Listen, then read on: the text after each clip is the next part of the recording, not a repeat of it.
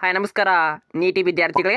N T ಕಡೆಯಿಂದ ಅಧಿಕೃತವಾಗಿ 2 big ಅಪ್ಡೇಟನ್ನು ಕೊಟ್ಟಿದ್ದಾರೆ.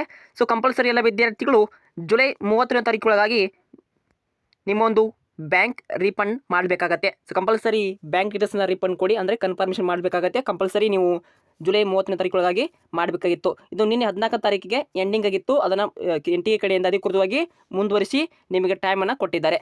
ಹಾಗೆ ಎಲ್ಲ ವಿದ್ಯಾರ್ಥಿಗಳು ಈಗಾಗಲೇ OMR ಸೀಟ್ ಅನ್ನೋದು ರಿಲೀಸ್ ಆಗಿದೆ. ಸೊ ಅಧಿಕೃತವಾಗಿ ನೀವು OMRನ ಫಿಲ್ಅಪ್ ಮಾಡಿಕೊಂಡು ಸೊ ಆಪ್ಷನ್ ಸೆಂಟ್ರಿಗೆ ಎನೇಬಲ್ ಆಗ್ತೀರಾ.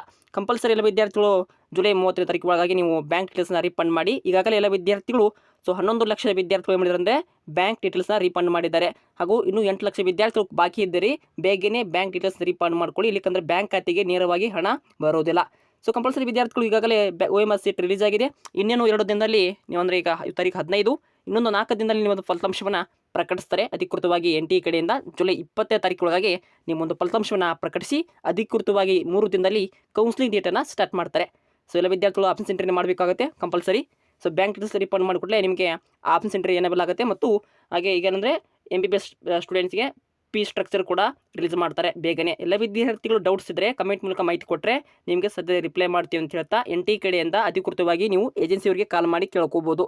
ಸೊ ನಾವು ಒಂದು ವಾರದಲ್ಲಿ ಕಾಲ್ ಮಾಡಿ ಕೇಳಿದಾಗ ಸೊ ನಿಮ್ಮದು ಜುಲೈ 20ನೇ ತಾರೀಕಿಗೆ ನಿಮ್ಮದು ಫಲಿತಾಂಶನ ಪ್ರಕಟಿಸ್ತೀವಿ ಅಂತ ಹೇಳಿದರು. ಸೊ ಅಧಿಕೃತವಾಗಿ ನಿಮಗೆ ಇನ್ನೂ 2 ದಿನದಲ್ಲಿ OMR ಸೀಟ್ ರಿಲೀಸನ್ನು ಮಾಡ್ತೀವಿ ಅಂತ ಹೇಳಿದರು. ಸೊ ಈಗಾಗಲೇ ನಿಮ್ಗೆ OMR ಸೀಟ್ನ ರಿಲೀಸ್ ಮಾಡಿದ್ದಾರೆ. ಸೊ ಅದರ ಪ್ರಕಾರವಾಗಿ ಇನ್ನೊಂದು 4 ದಿನದಲ್ಲಿ ನಿಮ್ಮ ಒಂದು ಫಲಿತಾಂಶವನ್ನು ಪ್ರಕಟಿಸಿ ಇನ್ನೊಂದು 3 ದಿನದಲ್ಲಿ ನಿಮಗೆ ಕೌನ್ಸಿಲಿಂಗ್ ಡೇಟನ್ನು ಸ್ಟಾರ್ಟ್ ಮಾಡ್ತಾರೆ. ಅಧಿಕೃತವಾಗಿ ಎಲ್ಲ ವಿದ್ಯಾರ್ಥಿಗಳು OMR ಸೀಟ್ನ ಫಿಲ್ಅಪ್ ಮಾಡಿ ಹಾಗೆ ಜುಲೈ 30ನೇ ತಾರೀಕೊಳಗಾಗಿ ನೀವು ಬ್ಯಾಂಕ್ ಡೀಟೇಲ್ಸ್ ರೀಫಂಡ್ ಮಾಡಬೇಕಾಗತ್ತೆ. ಕಂಪಲ್ಸರಿ ಇಲ್ಲ ವಿದ್ಯಾರ್ಥಿಗಳು ಮಾಡ್ತೀನಿ ಅಂತ ಹೇಳ್ತೀನಿ. ಸೊ ಇಂದಿನ ಟಾಪಿಕ್ನ ಇಲ್ಲಿ ಮುಗಿಸ್ತೀನಿ. ಮುಂದಿನ ಒಂದು ವಿಡಿಯೋ ಸಿಗೋಣ ಅಂತ ಹೇಳ್ತಾ so thank for watching. Have A nice day.